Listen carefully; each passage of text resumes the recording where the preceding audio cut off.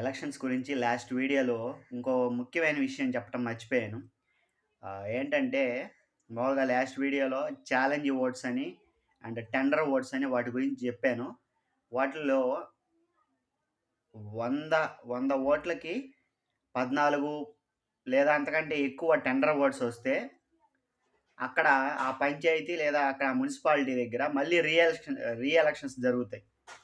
అంటే మళ్ళీ ఎలక్షన్స్ జరుగుతాయన్నమాట. అంటే 100కి 14 లేదా అంతకంటే ఎక్కువ టెండర్ ఓట్స్ గాన ఉంటే, అక్కడ మళ్ళీ ఎలక్షన్స్ జరుపుతారనమాట.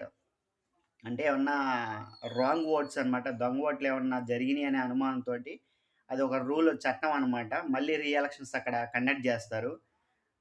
కాబట్టి ఎవరైనా ఓట్లు మిస్ అయ్యి ఉంటే గనక, లేదా ఓట్లు మీవి వేరే వాళ్ళేసేసారని జెప్తే గనక challenge oats and tender oats గురించి లాస్ట్ వీడియోలో చెప్పాను. షార్ట్‌గా ఒకసారి చూడకపోతే చూడండి.